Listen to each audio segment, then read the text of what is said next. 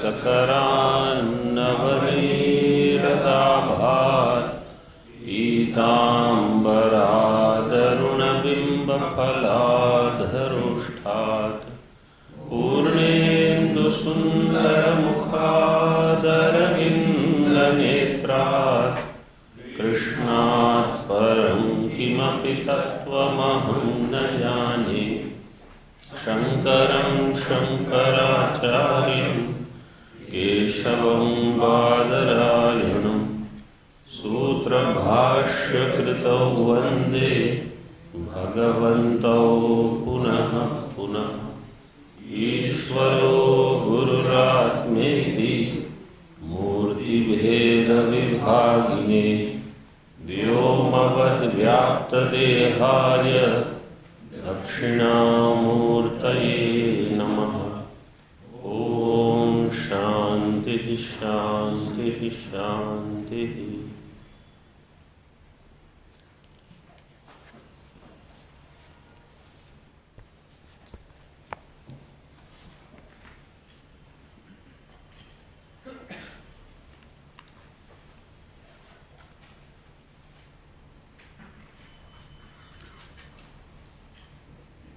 चार 426 पृष्ठ में भाष्य की अंतिम पंक्ति में हमने देखा जो शास्त्र संप्रदाय रहित है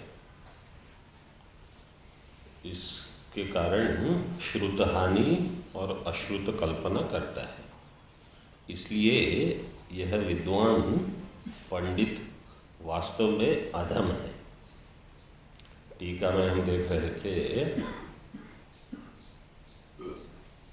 किंच, नीचे से पंचम पंक्ति किंच तत्वमसि इतिवत् प्रसिद्ध क्षेत्रज्ञ अनुवादेन अप्रसिद्धं तस्य ईश्वरत्वम् इह उपदेशतः श्रुतं तस्य हानि। श्रुति के द्वारा क्या बताया गया है? जो प्रसिद्ध क्षेत्रज्ञ है, मतलब हमें अपने आप के लिए प्रश्न ये करना है कि हमारे लिए क्षेत्रज्ञ प्रसिद्ध है कि नहीं। मतलब जब मैं अपने आप को अहम रूप से जानता हूँ तो अहम रूप से क्षेत्रज्ञत्वेन जानता हूँ कि कोई व्यक्ति रूप से अहम मनुष्योहम पुरुषोहम स्थूलोहम कृशोहम किसी अन्य रूप से जानता हूँ। अगर किसी अन्य रूप से जानता हूँ तो वहाँ तत्वमसि उपदेश ठीक नहीं होगा। क्यों ठीक नहीं होगा? क्योंकि वो अहम पद के लक्ष्यार्थ में ईश्वरत्व का बोध कराते हैं। तत्वमसि वाक्य यहाँ दिया, प्रसिद्ध क्षेत्रज्ञ अनुवादेन अप्रसिद्धम तस्य ईश्वरत्वम। ईश्वरत्व किसका अप्रसिद्ध है? प्रश्न ठीक, ये पंक्ति के हिसाब से उत्तर दीजिए। अच्छा, ये धीरे धीरे जाते हैं। उद्देश्य और विधेय कल हमने बताया था। उद्देश्य क्या होगा इसमें?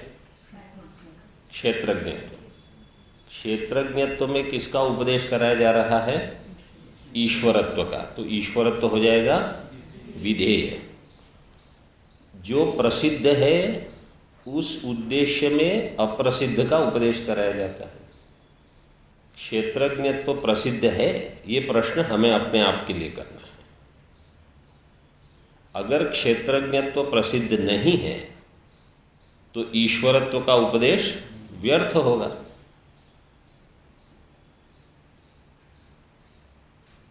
प्रसिद्ध क्षेत्रज्ञ का अनुवाद करके उसमें अप्रसिद्ध ईश्वरत्व का उपदेश, ये है श्रुति।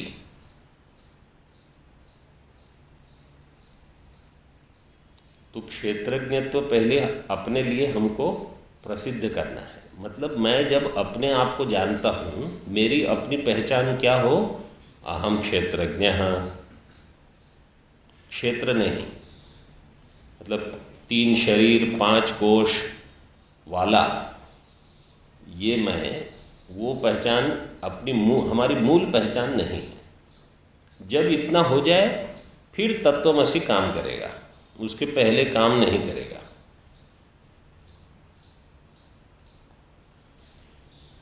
तस्य ईश्वरत्वम यह उपदेशतः श्रुतम, ये उपदेश के द्वारा सुना गया है, उसकी हानि हो जाएगी। और अश्रुत की कल्पना, अश्रुत क्या है? अश्रुतस्य च जीवेश्वरयोस् तात्विक भेद, जो ये मानता है कि जीव और ईश्वर में तात्विक भेद है, मतलब वास्तव में ये दोनों भिन्न है, ये है अश्रुत। अश्रुत क्यों है? क्योंकि श्रुति में कहीं ये नहीं बताया। वो कोई कहेगा कि श्रुति में नहीं बताया, ऐसा आप कैसे कहते हो? श्रुति में अनेक जगह जहाँ उपासना का प्रकरण होता है वहाँ उपास्य होगा ईश्वर और उपासक होगा जीव, तो श्रुतियों में बताया है। आप अश्रुत कल्पना क्यों कहते हो इसको? तो क्या कहेंगे?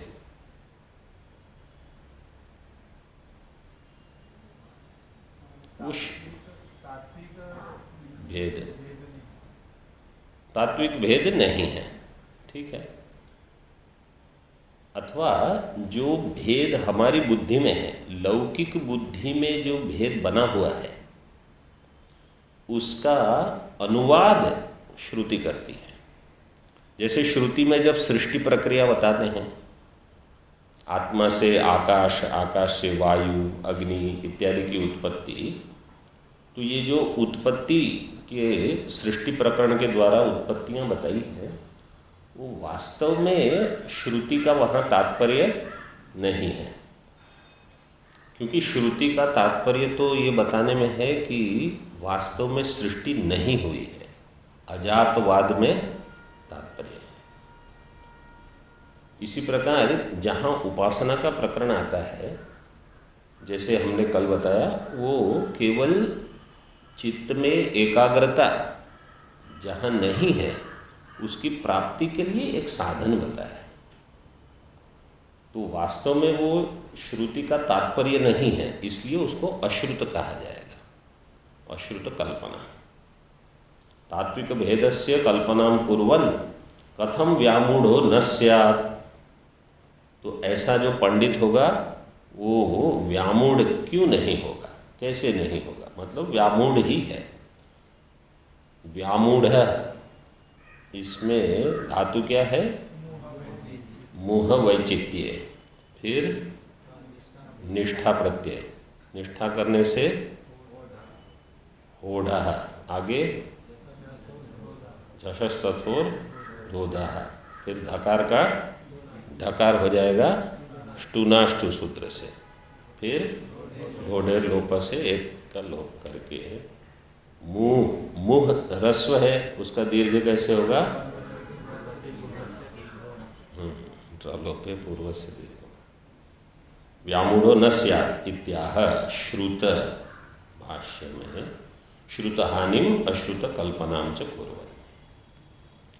ननु केचन व्याख्यातारो यथोक्तं पांडित्यं पुरस्कृत्य क्षेत्रज्ञं चापि इत्यादि श्लोकं व्याख्यातवन्तस् तत्कथम उक्तम पांडित्यम आस्थातुर व्यामूढ़त्वम तत्र आह। कोई व्याख्याकार है, मतलब ये व्याख्या भाष्यकार के पहले भी होगी, तभी तो भगवान भाष्यकार इस प्रकार से बता रहे हैं। क्योंकि भगवान भाष्यकार ने भी ऐसे ही कहा ना, केचन व्याख्यातारः, ऐसे पहले बताया है।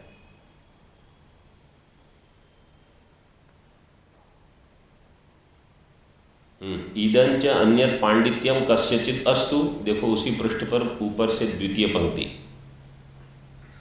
कोई किसी का ऐसा पांडित्य है, तो मतलब उस समय भी कोई ऐसे व्याख्याकार रहे होंगे, उसी को बताया है। केचन व्याख्यातारो यथोक्तम पांडित्यम पुरस्कृत्य, इस प्रकार का पांडित्य लेकर क्षेत्रज्ञम चापि माम विद्धि, इस श्लोक की व्याख्या ऐसे ही करते हैं, व्याख्यातवन्तस् तत्कथम उत्तम, तो फिर आप ऐसा क्यों कहते हो? पांडित्यम आस्थातु व्यामूढ़त्वम, इस प्रकार का जो पांडित्य रखता है, आस्थातु वो पंडित का व्यामूढ़त्वम, आस्था तो षष्ठी है। ऐसे पंडित का जो पांडित्य है उसमें व्यामूढ़त्वम आप क्यों कहते हो? तत्र आह तस्माद् असंप्रदायविद सर्वशास्त्रविदपि मूर्खवत् उपेक्षणीयः।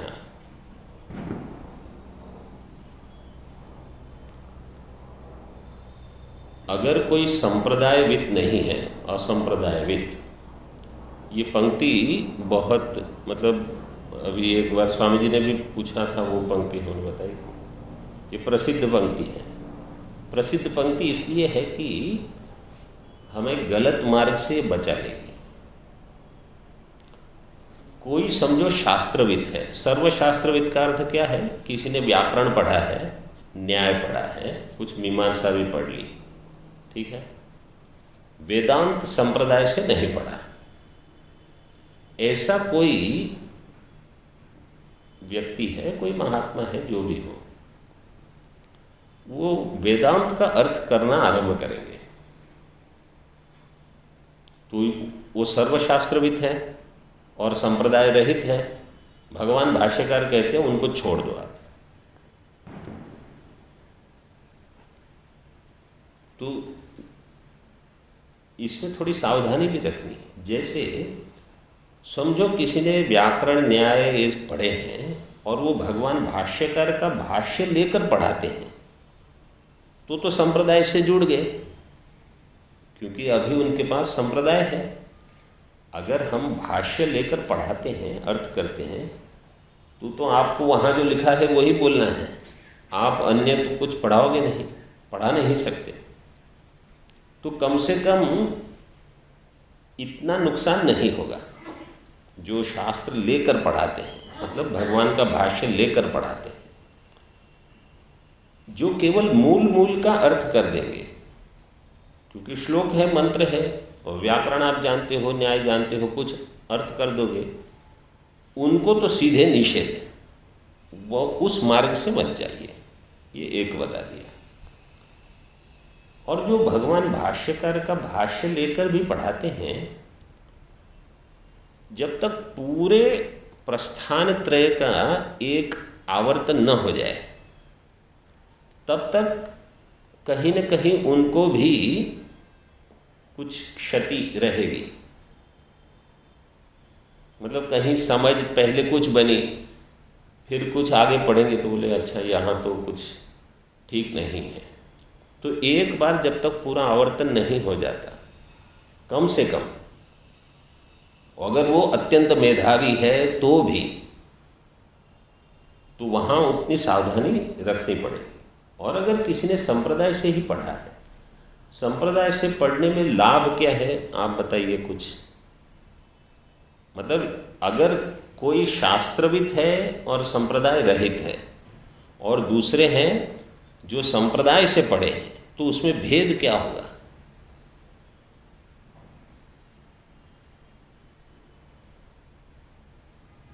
मतलब कुछ तो उत्तर दे ही सकते हैं आप। फिर हम ये केवल विचार के लिए है।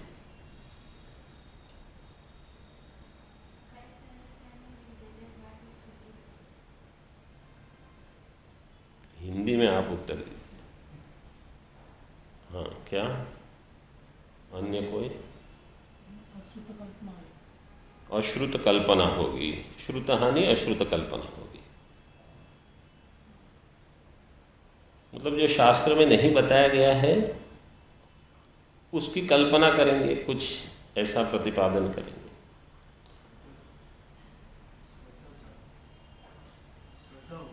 श्रद्धा होनी चाहिए।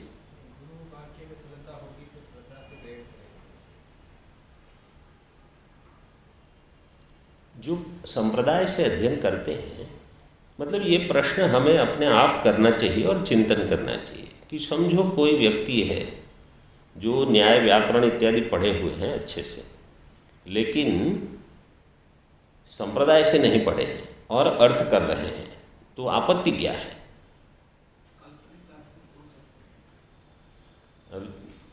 शास्त्र जब हम संप्रदाय से पढ़ते हैं,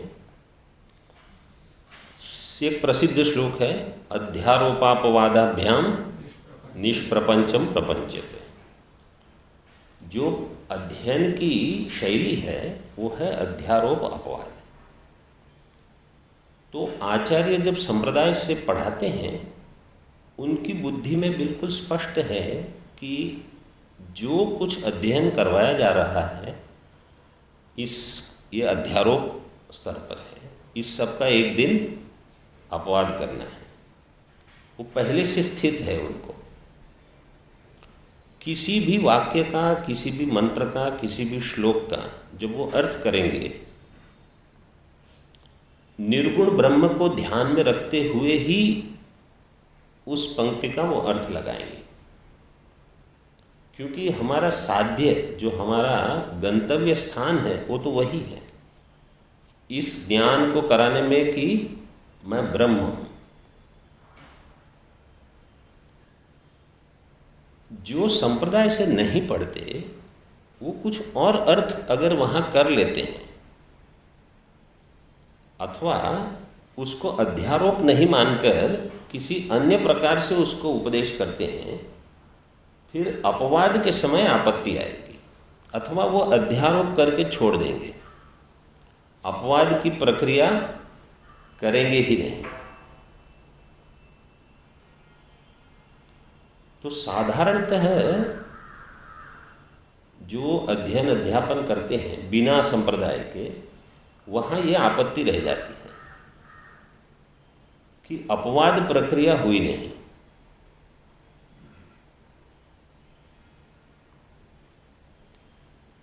इसलिए जैसे यहाँ क्या कहा, भगवान ने कहा क्षेत्र और क्षेत्रज्ञ दो में विभाग किया।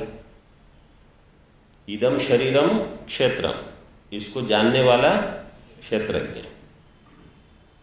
लेकिन जो यहाँ जो पंडित है, जो असंप्रदायविद है, उन्होंने कैसे कहा, तीन माने, एक क्षेत्र, एक क्षेत्रज्ञ, एक अहम कर्ता भोक्ता, सुखी दुखी।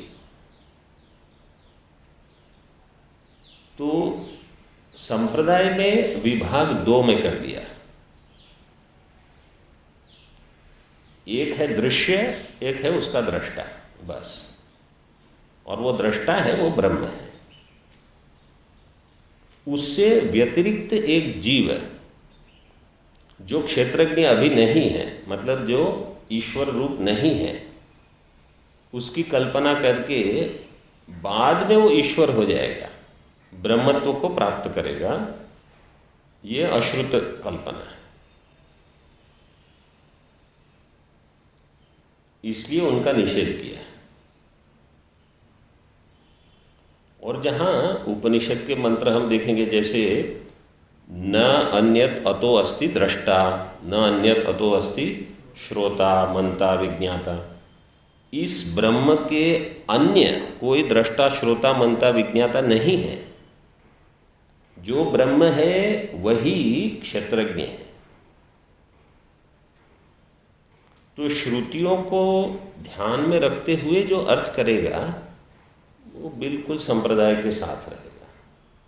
और जो कहीं कुछ अर्थ कर दिया, फिर आगे आपत्ति आएगी, फिर उसको बदलना पड़ेगा, ये समस्या है। इसलिए संप्रदाय से अध्ययन करना, संप्रदायविद जो होगा वो जानते हैं कि ये सब अध्यारोप प्रक्रिया है। उपासना का प्रकरण आया, सृष्टि का प्रकरण आया, कोई भी प्रकरण आते हैं, ये केवल अध्यारोप है, इन सब का निषेध करना है। तो वो जानते हैं, ये सबसे बड़ा भेद है। और भी कुछ आप सोच सकते हो, इसका कोई ऐसा उत्तर नहीं है कि केवल यही है। हमारी बुद्धि में ठीक ठीक ये ग्रहण करवाना, ये शास्त्र का और संप्रदाय का प्रयोजन है। तो कहीं अन्य जो कि श्रुति का तात्पर्य नहीं है, उसको ग्रहण करके कोई बैठ गया तो अद्वैत में निष्ठा कभी नहीं होगी। आगे देखिए टीका में, क्षेत्रज्ञं चापि इत्यत्र क्षेत्रज्ञेश्वरयोरैक्यं स्वाभीष्टं स्पष्टयितुं प्रत्युक्तमेव चोद्यम अनुद्रवति। क्षेत्रज्ञं चापि मां विधि इति अत्र इस श्लोक में क्षेत्रज्ञ और ईश्वर इन दोनों का ऐक्य बताया। यही स्व अभीष्ट है। स्व मतलब सिद्धांति का अभीष्ट यही है कि जो क्षेत्रज्ञ है वो ईश्वर है। स्वाभीष्टम स्पष्टयितुम प्रत्युक्तमेव, उसका उत्तर दे दिया गया है, उसी को पुनः बताते हैं। चोद्यम अनुद्रवती, द्रुगतौ धातु से द्रवती, अनुद्रवती मतलब उसी को पुनः ज्ञान कराते हैं उसी का। यत्तु उक्तम ईश्वरस्य क्षेत्रज्ञैकत्वे संसारित्वं प्राप्नोति, क्षेत्रज्ञानांच ईश्वरेकत्वे संसारिणो अभावात् संसाराभाव प्रसंग इति। संसारित्व की प्राप्ति किसको होगी? क्षेत्रज्ञ को। क्षेत्रज्ञ कौन है? ईश्वर। पूर्व पक्ष क्या कहता है? क्षेत्रज्ञ तो संसारी है। अगर आप कहोगे कि क्षेत्रज्ञ ईश्वर है तो अब संसारी कौन हो गया? ईश्वर। ये आक्षेप आया था पहले।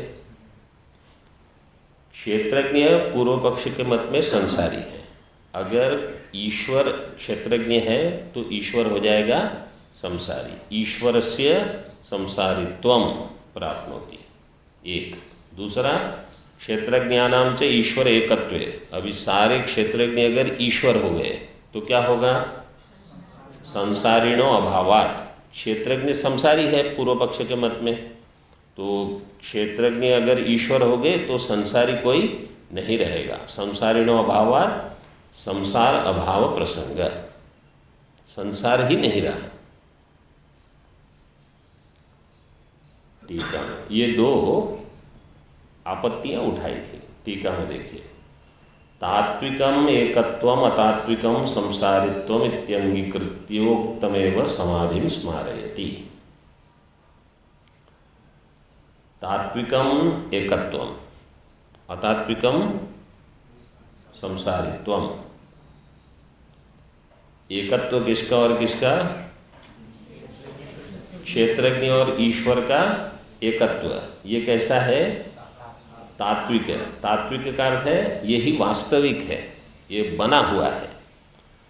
और अतात्विकम संसारित्वम मतलब मैं संसारी हूँ।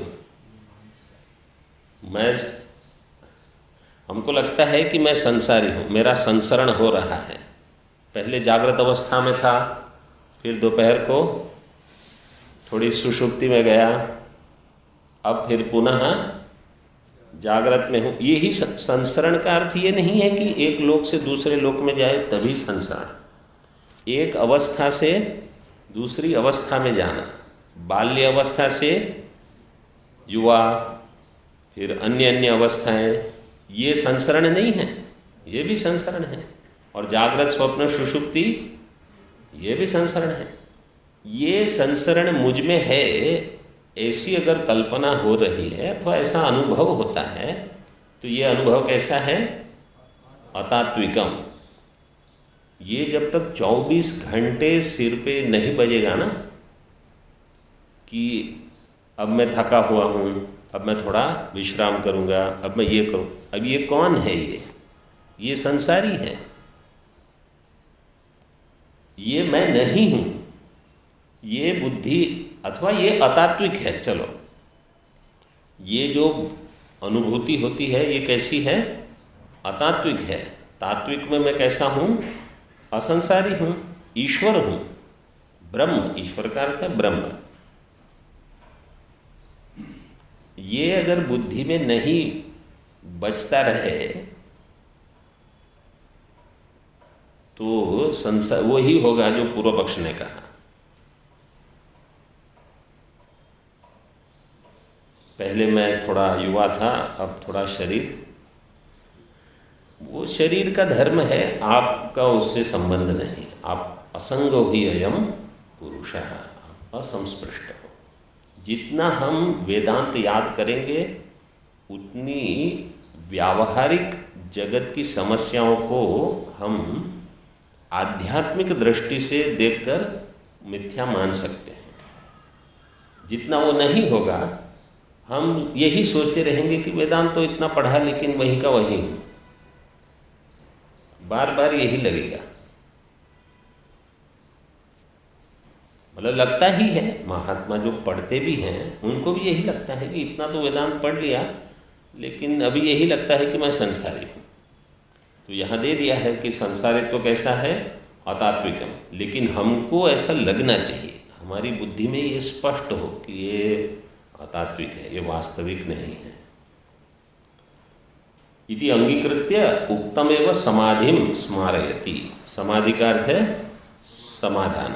स्मारयति क्यों कहा? क्योंकि ये पहले बता दिया गया था, अभी केवल स्मरण करवा रहे हैं। एतौ दोषौ प्रत्युक्तौ विद्या विद्ययोर वैलक्षण्याभ्युपगमात् इति।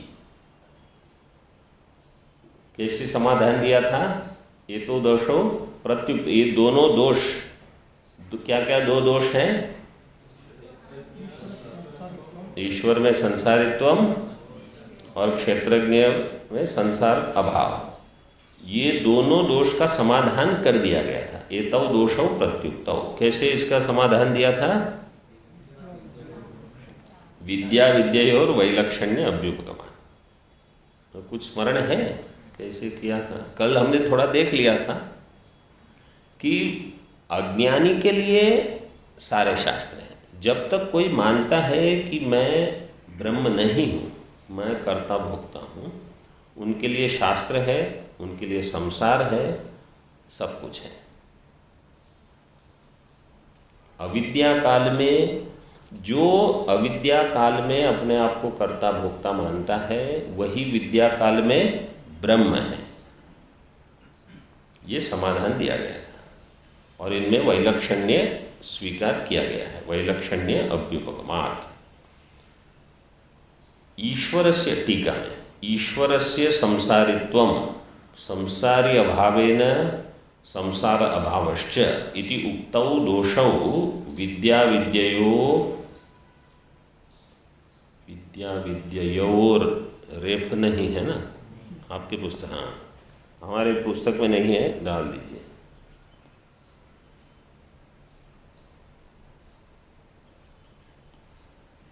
विद्या विद्ययोर वैलक्षण्ये अपि कथम प्रत्युक्ता इति पृच्छति। ईश्वरस्य संसारित्वम, ईश्वर में संसारित्वम और संसारी के अभाव होने से संसार का अभाव, ये जो दो दोष थे वो विद्या और अविद्या के विलक्षण होने से इनका समाधान हो गया। वो कैसे हुआ? कथम प्रत्युक्तौ इति पृच्छति। कथम, टीका में, कल्पित संसारेण कल्पना अधिष्ठानम अद्वयम वस्तु वस्तुतो न संबद्धम इति परिहरति। संसार कैसा है? कल्पित है। कल्पित संसारेण कल्पना अधिष्ठानम अद्वयम वस्तु, कल्पना का जो अधिष्ठान है अद्वितीय वस्तु, अद्वितीय ब्रह्म, अद्वयम वस्तु वस्तुतो न संबद्धम, वस्तुतः वो संबद्ध नहीं है। किससे संबद्ध नहीं है? संसारेण, कल्पित संसारेण न संबद्धम इति परिहरति। अविद्या परिकल्पित दोषेण तद विषयम वस्तु पारमार्थिकम न दुष्यति इति। दुष्यति का कर्ता कौन है?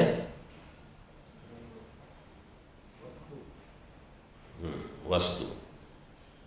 वस्तु जो कि पारमार्थिकम, नपुंसक लिंग दिया है इसलिए ब्रह्म समझ लो। पारमार्थिकम वस्तु, वस्तु क्या प्रत्यय लगा है? हाँ, सूत्र क्या है? उनादि सूत्र, वशेष तुन। वस्तु पारमार्थिकम वस्तु न दुष्यति, ये छोटा वाक्य हो गया। पारमार्थिक वस्तु दूषित नहीं होगी। किससे दूषित नहीं होगी? हाँ, अविद्या परिकल्पित दोषेण न दुष्यति। अविद्या परिकल्पित दोष के द्वारा पारमार्थिक वस्तु दूषित नहीं होगी। तद विषयम, तद विषयम में तत्पद से क्या लेंगे? अविद्या, अविद्यायाः विषयम। अविद्या जो होती है, अविद्या अथवा अज्ञान, उसका एक विषय होगा और एक आश्रय होगा। अविद्या का एक आश्रय होता है और अविद्या का एक विषय। जैसे देवदत्तो व्याकरणम न जानाति,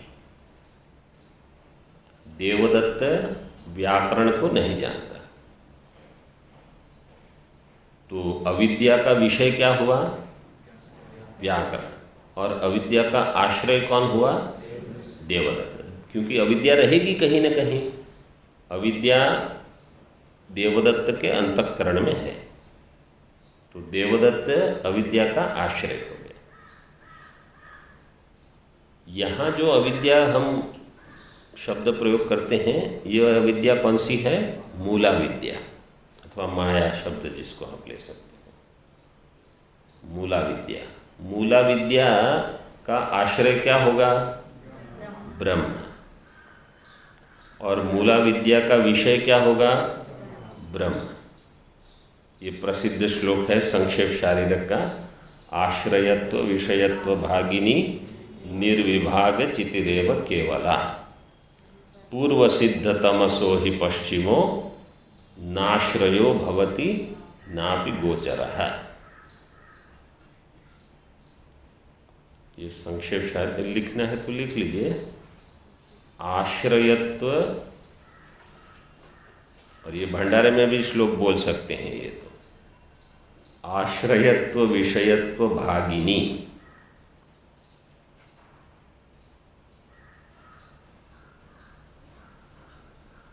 निर्विभाग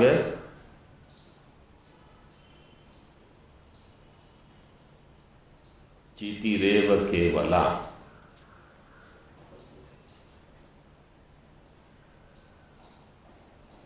पूर्व सिद्ध, अगली पंक्ति में उत्तरार्ध है, पूर्व सिद्ध तमसो ही पश्चिमो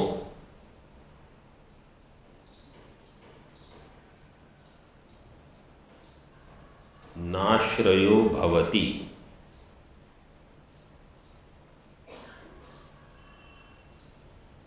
नापि गोचरः।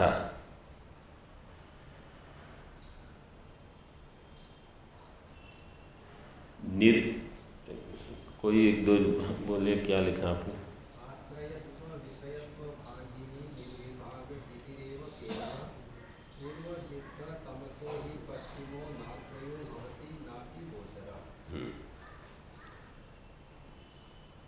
निर्विभाग चिति, विभाग रहित जो चैतन्य है वही आश्रय है और वही विषय है।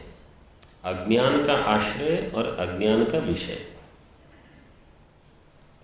निर्विभाग चितिरेव केवला, ये है मुख्य मत, विवरण मत जिसको कहते हैं। भामति मत थोड़ा भिन्न है। भामति मत में आश्रय क्या है? जीव को आश्रय मानते हैं, ब्रह्म को नहीं। विषय ब्रह्म को ही मानते हैं, लेकिन आश्रय भिन्न मानते हैं। थोड़ा उसके साथ ये भी एक लिख लीजिए, ये विवरण मत है। भामति मत में आश्रय है जीव। उसका खंडन इसी श्लोक के उत्तरार्ध में कर दिया। अभी वहाँ उस प्रकरण में जाने की आवश्यकता नहीं है, केवल इतना समझिए कि आश्रय और विषय दोनों अविद्या के क्या है? ब्रह्म। तो यहाँ जो पंक्ति दी है तद विषयम, तद विषय का अर्थ है अविद्यायाः विषयम। वास्तव में विषय पुल्लिंग शब्द है, लेकिन यहाँ वस्तु नपुंसक लिंग है, इसलिए सामानाधिकरण्य करके तद विषयम पारमार्थिकम वस्तु न दुष्यति।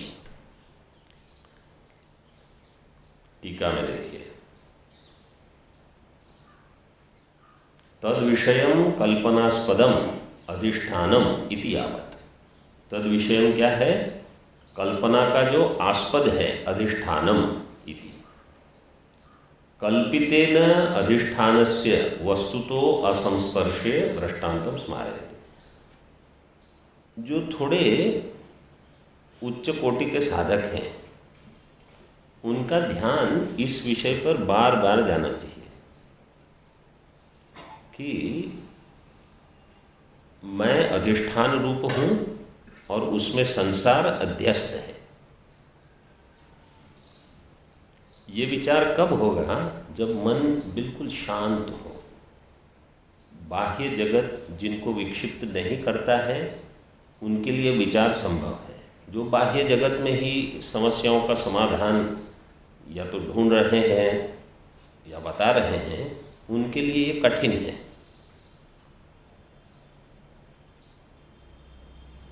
लेकिन जिनका मन शांत है उनके लिए कि कल्पना का अधिष्ठान मैं हूँ, अहम, जिसमें संसार अध्यस्त है, तो कोई भी आपत्ति, देखो हमारी जो यात्रा शुरू हुई है, ये यात्रा आत्यंतिक दुख निवृत्ति के लिए है।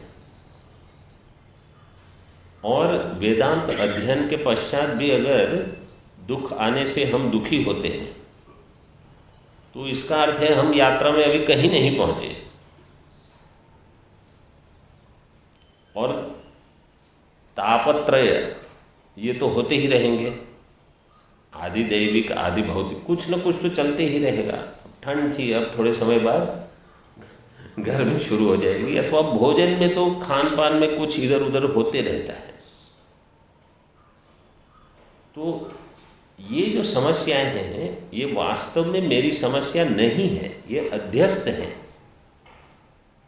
कम से कम एक ऐसी वृत्ति आ जाए कि ये समस्या मेरी नहीं है। इसके बाद जो आपको व्यवहार लौकिक स्तर पर समाधान चाहिए वो ढूंढ लीजिए, लेकिन कम से कम एक बार याद हो जाए कि कल्पना आस्पदम अधिष्ठानम, ये मैं। कल्पितेन अधिष्ठानस्य वस्तुतो असंस्पर्शत्वम, जो कल्पित है, कल्पना कौन कर रहा है? मैं। तो अभी मैं का उत्तर क्या होगा? मैं मतलब कौन?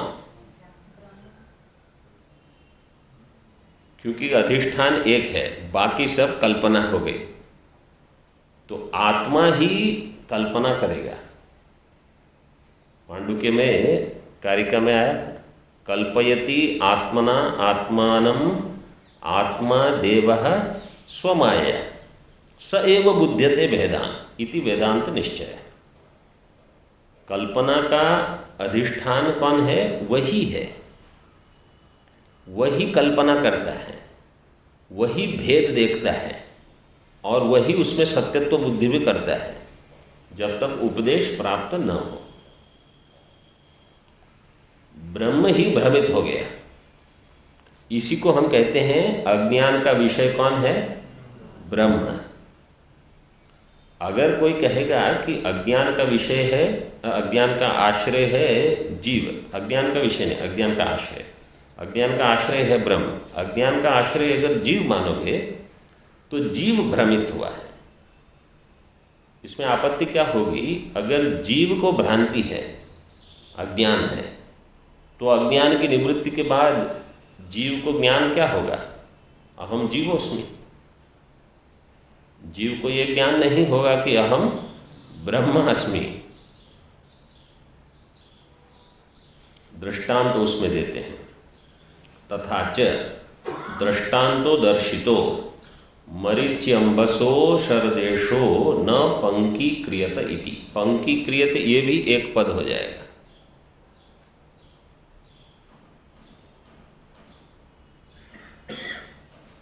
विग्रह कैसे करेंगे? तथा च दृष्टांतो दर्शितो, आगे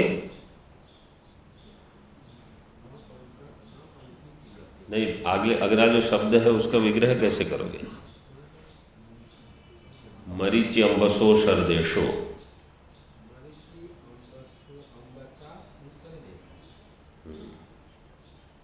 मरीचि अंबसा तृतीया में, क्योंकि पहले देखिए दार्ष्टान्त में कहा अविद्या परिकल्पित दोषेण, तृतीया में दिया है। यहाँ मरीचि अंबसा उषर देशो न पंकी क्रियते। जब ये मरुमरीचिका का भान होता है उसमें अधिष्ठान क्या है?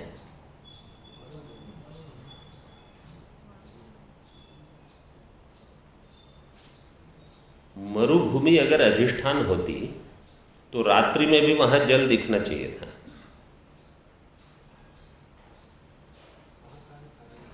रात्रि में वहां जल दिखता है?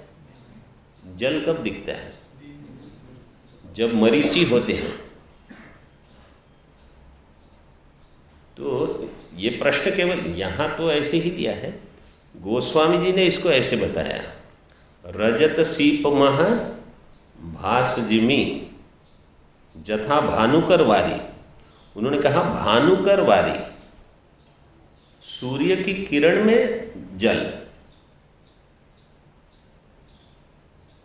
केवल देश को नहीं लिया उन्होंने। जैसे रजत सीप में भासती है और जल कहाँ भासता है? सूर्य की किरण में। उन्होंने ऐसे कहा। यहाँ उषर देश लिखा है, लेकिन अन्वय व्यतिरेक अगर आप करोगे तो उषर देश तो दोनों में है, लेकिन रात्रि में सूर्य के किरण के अभाव में वहाँ जल नहीं दिखता। विचारणीय विषय है केवल। न पंकी क्रियते, तो जैसे वहाँ पंकीकरणम मतलब कीचड़ आदि नहीं दिखते अथवा जल नहीं दिखता, ऐसे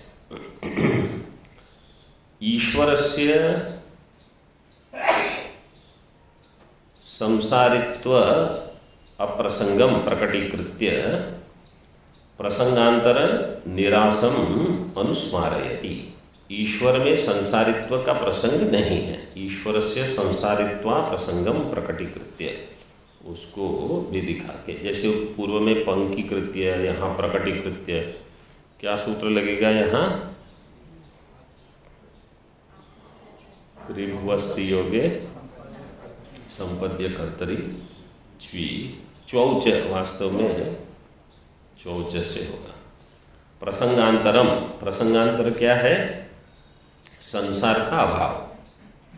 संसारिणो अभावात् संसाराभाव प्रसंग दोषो अपि संसार संसारिणोर अविद्या कल्पितत्व उपपत्त्या प्रत्युक्तः। संसारिणो अभावात् संसार अभाव, ये आपत्ति है, ये दोष है, पूर्व पक्ष ने उठाया था। पूर्व पक्ष ने कहा था कि अगर क्षेत्रज्ञ ईश्वर हो जाएगा तो संसार का अभाव होगा, क्योंकि संसारी का अभाव है। संसारिणो अभावात् संसार अभाव प्रसंग, ये दोष, ये भी प्रत्युक्त है। इसका समाधान क्या दिया था? यहाँ दिया है संसार संसारिणो हो अविद्या कल्पितत्व उपपत्त्या। संसार और संसारी ये दोनों कैसे हैं? अविद्या कल्पित हैं। अविद्या कल्पितत्व उपपत्त्या प्रत्युक्त। देखो अभी ये हम उत्तर हमारे लिए है। आपको कभी लगता है कि आपका संसार कल्पित है, मिथ्या है? अथवा जो संसारी है, मतलब मैं दुखी, जब दुख होता है तो कोई कहेगा अरे कल्पना है, आप भी कल्पित हो। तो जिसमें ये पाचन का सामर्थ्य है ना, वेदांत उनके लिए है। कम से कम हम पहले इसको सुन ले 100 बार, भले हम इसमें निष्ठ नहीं हो, लेकिन हर बार जब हम सुनते हैं अरे ये मिथ्या है, ये जो संसारी है, जो दुखी है मिथ्या है, ये भ्रांति है, सुनते रहो। इतनी बार सुनेंगे और कितनी बार नकारोगे आप? धीरे धीरे हम सोचेंगे कि इतना ये कहते हैं ये मिथ्या है, ये भ्रांति है, कुछ तो इसमें सार्थकता है, तो तब ये हमारा ज्ञान होगा। नहीं तो ये आचार्य का ज्ञान है, भगवान भाष्यकार का ज्ञान है, भगवान श्री कृष्ण का है, वहीं रहेगा, हम तक नहीं पहुंचेगा। कल्पितत्व उपपत्ति दे दी। न तावद अविद्या संसारम संसारिणम च कल्पयति स्वतंत्र तत्व व्याघाता पारतंत्र्य च आश्रयांतराभावात् क्षेत्रज्ञस्य तद्वत्वे संसारित्वम इति शंकते। अब एक नई शंका उठाते हैं, इसको कल देखेंगे। एक केवल पाठ में शुद्धि कर लीजिए, अगली पंक्ति में न, इसके बाद ज्ञेयस्य क्षेत्रज्ञ धर्मत्वात्, भाष्य में क्षेत्रज्ञ धर्मत्वात् दिया है ना, वो क्षेत्र धर्मत्वात्, ज्ञेयस्य क्षेत्र धर्म। जो ज्ञेय होगा वो किसका धर्म होगा? क्षेत्र का ही होगा, क्षेत्रज्ञ का नहीं होगा। ओम पूर्णमदः पूर्णमिदं पूर्णात् पूर्णमुदच्यते पूर्णस्य पूर्णमादाय पूर्णमेवावशिष्यते। ओम शांति शांति शांति।